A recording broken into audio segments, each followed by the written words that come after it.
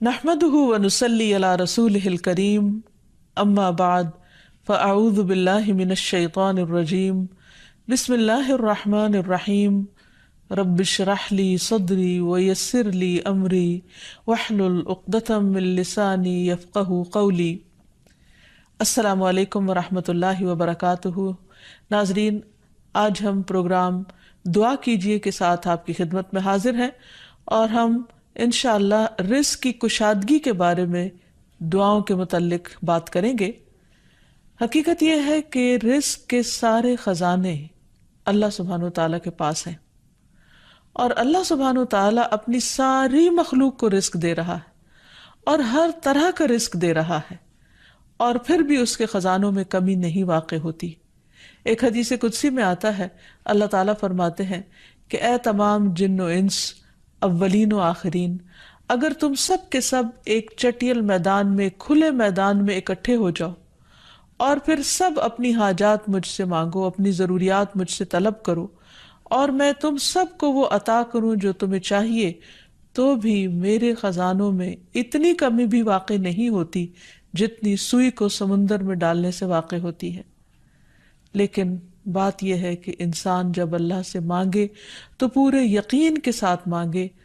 امید رکھ کے مانگے اور کسی بھی قسم کی مایوسی کا شکار نہ ہو، کیونکہ دعا ان تمام چیزوں میں فائدہ دیتی ہے جو نازل ہو چکی ہیں اور ان میں بھی فائدہ دیتی ہے جو نازل نہیں ہوئی، یعنی وہ تمام مشکلات جو انسان پہ پڑ چکی ہیں یا آئندہ آنے والی ہیں، ان دونوں کے سلسلے میں دعا کرنا انسان کو فائدہ دیتا ہے۔ لیکن یہ یاد رہے کہ دعا کی قبولیت کے لیے انسان اپنی طرف سے بھرپور کوشش کرے، اور اس میں ایک کوشش یہ کہ جب اللہ سے مانگے تو پہلے اللہ سبحانہ وتعالیٰ کی تعریف کے کلمات کہے، تسبیحات پڑھے اور پھر اس کے ساتھ ساتھ درود شریف پڑھے۔ جہاں تک رزق کا تعلق ہے تو اس سلسلے میں یہ یاد رہے کہ رزق کا تنگ کرنا اور کشادہ کرنا یہ صرف اللہ سبحانہ وتعالیٰ کے ہاتھ میں ہے۔ وہ جس کو چاہتا ہے زیادہ دیتا ہے، جس کو چاہتا ہے کم دیتا ہے۔ قرآن مجید میں اللہ تعالیٰ فرماتے ہیں واللہ یرزق من یشاء بغیر حساب، اللہ جس کو چاہتا ہے بے حساب رزق عطا کرتا ہے، اور پھر اگر وہ کسی کو زیادہ نہیں دیتا، اس پر رزق تنگ کر دیتا ہے، تو بھی اس میں اس کی اپنی حکمت اور مصلحت کار فرما ہوتی ہے۔ بعض لوگوں کو رزق کی زیادتی نقصان دیتی ہے اور بعض لوگوں کو رزق کی کمی فتنے اور مشکل میں ڈال دیتی ہے کہ ان کے ایمان جانے کا خطرہ ہوتا ہے۔ اسی طرح بعض کو رزق کی کشادگی اللہ کی یاد سے غافل کر دیتی ہے، یعنی انسان مختلف مزاج کے ہوتے ہیں، تو اللہ تعالیٰ چونکہ بندوں پر مہربان ہے، وہ جانتا ہے کہ کس بندے کے ساتھ اسے کیسا معاملہ کرنا ہے، کسے زیادہ دینا ہے اور کسے کم دینا ہے۔ اس لیے ہمارے معاملے میں اللہ تعالیٰ کا جو بھی فیصلہ ہو اسے بخوشی قبول کر لینا چاہیے اور اس کے ساتھ ساتھ اس سے اچھی امید رکھنی چاہیے۔ رزق کے سلسلے میں یہ بات بھی یاد رہے کہ اگر کبھی رزق میں تنگی ہو رہی ہو تو ہو سکتا ہے کہ اس تنگی پر صبر کرنے کی وجہ سے انسان کے اتنے درجات بلند ہو جائیں کہ بہت بڑی بڑی نیکیاں بھی اس کے مقابلے میں ہیچ ہوں۔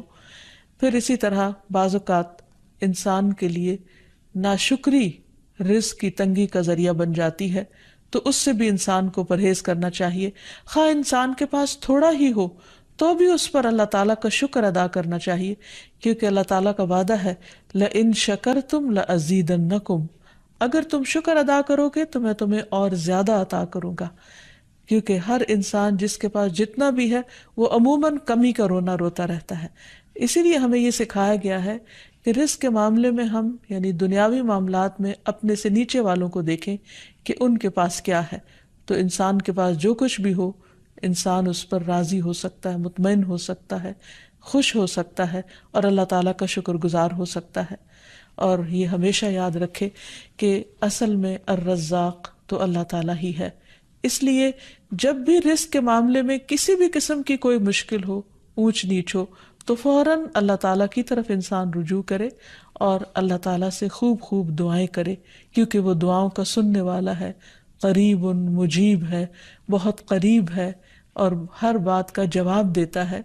ایسا نہیں کہ وہ انسان کی دعا کو نظر انداز کر دیتا ہے، اور یہ تو اس کا خود حکم ہے، وَقَالَ رَبُّكُمُ ادْعُونِي أَسْتَجِبْ لَكُمْ، تمہارا رب کہتا ہے کہ تم مجھ سے مانگو تو میں تمہاری دعا قبول کروں گا۔ تو ہمیشہ ہمیں یہ یاد رکھنا چاہیے کہ رزق کی کنجیاں اللہ تعالیٰ کے پاس ہیں۔ فرمایا لَهُ مَقَالِيدُ السَّمَاوَاتِ وَالْأَرْضِ يَبْسُطُ الرِّزْقَ لِمَن يَشَاءُ وَيَقْدِرُ إِنَّهُ بِكُلِّ شَيْءٍ عَلِيمٌ، آسمانوں اور زمین کی چابیاں اسی کے پاس ہیں، وہ جس کے لیے چاہتا ہے رزق کشادہ کر دیتا ہے اور جس کو چاہتا ہے تنگ کر دیتا ہے، بلا شبہ وہ سب کچھ جاننے والا ہے۔ اور پھر تمام مخلوقات کے رزق کی ذمہ داری اسی پر ہے۔ فرمایا وما من دابۃ الا علی اللہ رزقها، اور کوئی جاندار ایسا نہیں کہ جس کے رزق کا ذمہ اللہ کے اوپر نہ ہو۔ کوئی ایک چھوٹی سے چھوٹی چیونٹی اور اس سے بھی چھوٹی مخلوق، ان سب کو وہی کھلاتا اور پلاتا ہے، وہی زندگی دیتا ہے اور زندگی کے اسباب مہیا کرتا ہے، لیکن اکثر لوگ اللہ تعالیٰ کے اس اختیار سے لا علم ہیں۔ اسی لیے اللہ تعالیٰ فرماتے ہیں قل ان ربی یبسط الرزق لمن یشاء ویقدر ولکن اکثر الناس لا یعلمون، کہہ دیجئے بے شک میرا رب رزق فراخ کرتا ہے جس کے لیے چاہتا ہے اور تنگ کر دیتا ہے، لیکن اکثر لوگ علم نہیں رکھتے، یعنی بہت سے لوگ اس حقیقت کو بھول جاتے ہیں، اور جب ان کے پاس زیادہ آتا ہے تو وہ سمجھتے ہیں کہ یہ ان کی محنت کا نتیجہ ہے، یہ ان کی کوششیں اور ان کے سمجھداری ہے جس کی وجہ سے ان کو زیادہ ملا ہے، اور اگر کسی کے پاس کم ہوتا ہے تو عموماً لوگ سمجھتے ہیں کہ یہ اس کی اپنی حماقت اور بے وقوفی کی وجہ سے یا ناسمجھی کی وجہ سے اس کو نہیں مل رہا۔ حالانکہ بعض اوقات اللہ سبحانہ وتعالیٰ انتہائی ناسمجھ لوگوں کو بھی بہت کچھ عطا کر دیتا ہے، اور بعض اوقات بہت زیادہ پڑھے لکھے سمجھدار عقل مند لوگ اپنے 2 وقت کے کھانے کے لیے بھی پریشان ہوتے ہیں۔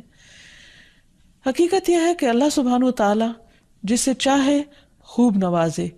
اور دینے سے اس کے خزانوں میں کوئی کمی واقع نہیں ہوتی، اور یہ اس کی اپنی مشیت اور اس کی اپنی چاہت ہے۔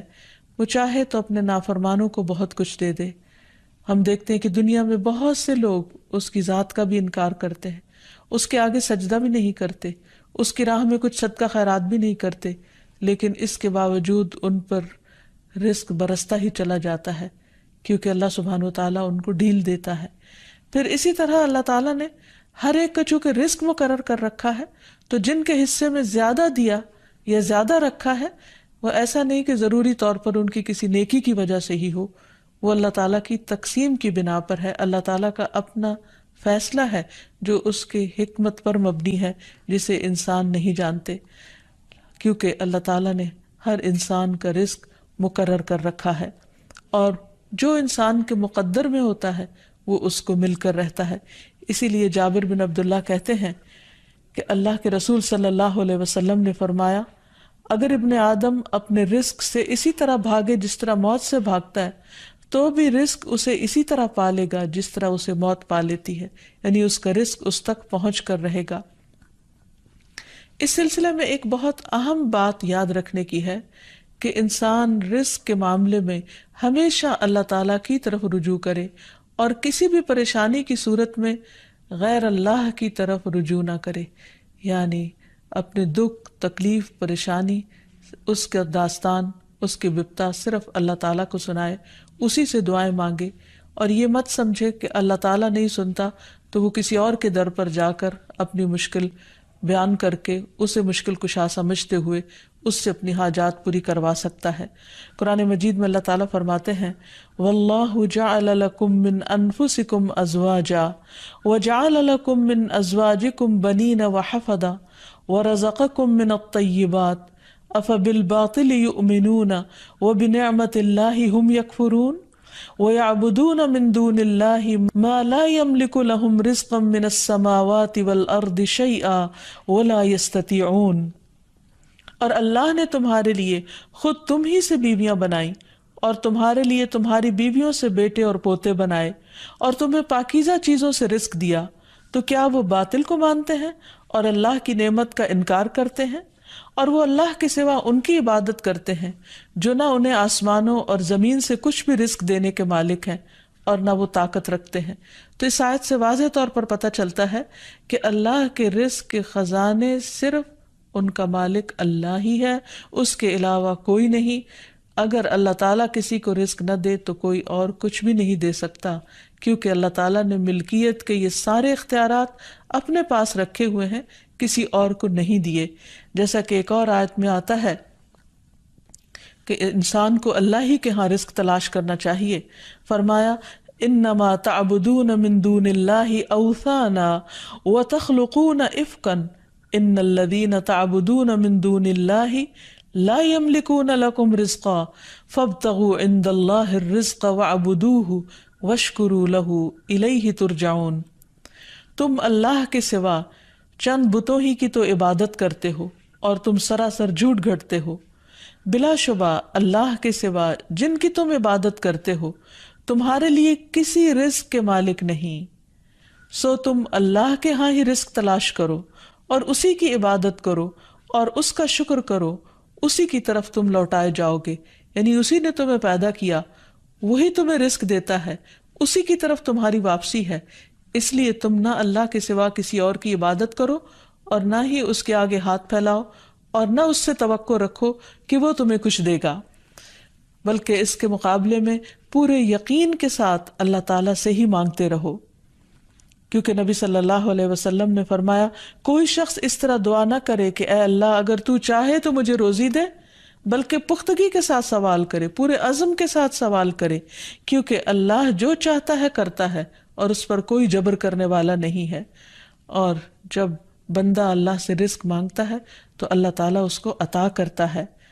نبی صلی اللہ علیہ وسلم نے فرمایا جب تم اللہم ارزقنی کہو گے تو اللہ تعالیٰ فرمائے گا میں نے رزق دینے کا فیصلہ کر لیا۔ یعنی جب تم کہو گے کہ اللہ مجھے رزق دے تو اللہ تعالیٰ تمہیں جواب دے گا کہ ہاں میں تمہیں رزق دوں گا۔ اس لیے اس حوالے سے مکمل طور پر اللہ سبحانہ و تعالیٰ پر بھروسہ کرنا چاہیے، اللہ تعالیٰ کا تقوی کرنا چاہیے، یعنی اللہ تعالیٰ سے ڈرتے رہنا چاہیے اور رزق کی تلاش میں حرام راستے اختیار نہیں کرنے چاہیے، کیونکہ اللہ سبحانہ و تعالیٰ کا وعدہ ہے وَمَن يَتَّقِ اللَّهَ يَجْعَل لَّهُ مَخْرَجًا وَيَرْزُقْهُ مِنْ حَيْثُ لَا يَحْتَسِبُ۔ جو اللہ کا تقوی اختیار کرے گا اللہ تعالیٰ اس کے لیے مشکل سے نکلنے کی کوئی راہ ضرور بنا دے گا اور اس کو وہاں سے رزق عطا کرے گا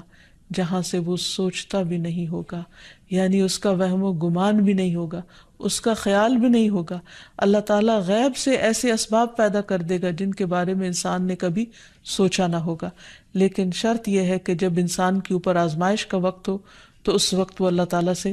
حلال ہی کو طلب کرتا رہے اور پریشان ہو کر حرام راستے اختیار نہ کرے۔ اللہ تعالیٰ کا وعدہ ہے کہ اگر کوئی اللہ سے ڈرتا ہے، اللہ کی اطاعت کرتا ہے، اللہ کی نافرمانی سے بچتا ہے تو پھر ایسی صورت میں اللہ تعالیٰ اس پر آزمائش کے ختم ہونے کے بعد آسمان و زمین سے برکتوں کے دروازے کھول دے گا۔ فرمایا وَلَوْ أَنَّ أَهْلَ الْقُرَىٰ آمَنُوا وَاتَّقَوْا لَفَتَحْنَا عَلَيْهِمْ بَرَكَاتٍ مِّنَ السَّمَاءِ وَالْأَرْضِ۔ اور اگر یہ بستیوں والے ایمان لے آتے اور اللہ کا تقوی اختیار کرتے تو ہم ان پر آسمان اور زمین کی برکتوں کے دروازے کھول دیتے۔ یعنی اللہ تعالیٰ ان دروازوں کو بند کر کے آزماتا ضرور ہے، لیکن وہ دیکھتا یہ ہے کہ بندہ کرتا کیا ہے، اور جب بندہ اللہ کی اطاعت ہی کا عزم دل میں رکھتا ہے تو اللہ تعالیٰ اپنی رحمت عام کر دیتا ہے۔ پھر یہ کہ انسان کو اللہ کی تقسیم پر راضی رہنا چاہیے، اگر اپنے سے زیادہ کسی کو ملا ہے تو اس پر حسد نہیں کرنا چاہیے، اور اگر اپنے سے کم کسی کے پاس ہے تو اس کے اوپر اس کو حقیر نہیں سمجھنا چاہیے، بلکہ انسان کی قدر کرنی چاہیے، اور ہمیشہ یہ سوچنا چاہیے کہ اس کو مجھ سے زیادہ دینے والے کو بھی دینے والا رب ہے، مجھے بھی میرے رب نے ہی دیا ہے، اور جس کے پاس کم ہے اس کا بھی مالک وہی ہے۔ اور یہ بھی انسان یاد رکھے کہ انسان جب حرام سے بچتا ہے، غلط راستوں سے بچتا ہے، اللہ تعالیٰ کی فرما برداری کرتا رہتا ہے، اس کا شکر ادا کرتا رہتا ہے، تو اللہ تعالیٰ اس کو حلال طریقوں سے بھی رزق عطا کرتا ہے۔ حدیث میں آتا ہے کہ رزق کی تلاش میں میانہ روی اختیار کرو، یعنی بہت ڈیسپریٹ نہ ہو جاؤ، اللہ تعالیٰ ضرور دروازہ کھولے گا۔ کہیں ایسا نہ ہو کہ رزق کا مؤخر ہونا یعنی ڈیلے ہونا تمہیں اس بات پر اکسا دے کہ تم اللہ تعالیٰ کی نافرمانیاں کرنے لگو، یعنی نافرمانی کے ذریعے اس کا رزق تلاش کرو۔ یاد رکھو جو کچھ اللہ تعالیٰ کے پاس ہے وہ اس کی اطاعت سے ہی حاصل کیا جا سکتا ہے۔ اور اس سلسلے میں خصوصی طور پر استغفار بہت کارآمد ہے کہ انسان اپنے گناہوں کی معافی مانگتے ہوئے اللہ تعالیٰ سے رزق کے لیے دعا کرے، پھر اسی طرح رشتہ داروں کے ساتھ اچھا سلوک کرے، کیونکہ نبی صلی اللہ علیہ وسلم نے خاص طور پر یہ بات فرمائی ہے کہ جو شخص یہ چاہتا ہے کہ اس کی عمر دراز ہو اور اس کے رزق میں وسعت ہو تو اسے چاہیے کہ وہ صلہ رحمی کرے، یعنی اپنے رشتہ داروں کے ساتھ اچھا سلوک کرے۔ یعنی جس نیکی کا اجر انسان کو دنیا میں بہت جلد مل جاتا ہے، ان میں سے بہت اہم نیکی صلہ رحمی ہے، والدین کے ساتھ حسن سلوک ہے۔ ایک حدیث میں آتا ہے کہ کچھ گھرانوں کے لوگ جو فاسق و فاجر بھی ہوتے ہیں، لیکن جب وہ صلہ رحمی کرتے ہیں تو اس کی بنا پر ان کے مال بڑھ جاتے ہیں، یعنی رشتہ داروں کے ساتھ اچھے سلوک کی وجہ سے ان کے مال میں اور اضافہ ہو جاتا ہے اور ان کے افراد کی کثرت ہو جاتی ہے۔ پھر انسان ہمیشہ یہ یاد رکھے کہ مال دینے سے بڑھتا ہے، صدقہ خیرات مال میں اضافے کا ذریعہ بنتا ہے۔ پھر اسی طرح خرید و فروخت میں سچ بولنا مال میں برکت پیدا کر دیتا ہے اور جھوٹ مال کی برکت کو اٹھا دیتا ہے۔ اور پھر خاص طور پر انسان رزق کے لیے دعائیں کرتا رہے، کیونکہ سارے خزانے تو اللہ کے پاس ہیں، وہ جب جس کو جتنا چاہے عطا کر سکتا ہے۔ اس کے لیے نبی صلی اللہ علیہ وسلم کی سکھائی ہوئی مسنون دعائیں بہت ہی بہترین ہیں۔ نبی صلی اللہ علیہ وسلم ہر روز صبح فجر کی نماز کے بعد یہ دعا پڑھتے تھے، اللہم انی اسألک علما نافعا ورزقا طیبا وعملا متقبلا۔ اے اللہ، میں تجھ سے علم نافع، طیب رزق یعنی پاکیزہ رزق اور مقبول عمل کا سوال کرتا ہوں، یعنی ایسے عمل کی توفیق دے جو تیرے ہاں قبول ہو جائے، تجھے پسند آ جائے۔ اور اس کے ساتھ ساتھ انسان کو حرام سے بچنے کی دعا کرنی چاہیے۔ اس سلسلے میں آپ صلی اللہ علیہ وسلم نے جو دعا سکھائی وہ ہے، اللہم اکفنی بحلالک عن حرامک واغننی بفضلک عمن سواک۔ اے اللہ، اپنے حلال کے ذریعے حرام سے میری کفایت فرما، یعنی مجھے اتنا حلال دے کہ مجھے حرام کی ضرورت ہی نہ رہے، اور اپنی مہربانی سے مجھے اپنے علاوہ ہر ایک سے بے نیاز کر دے،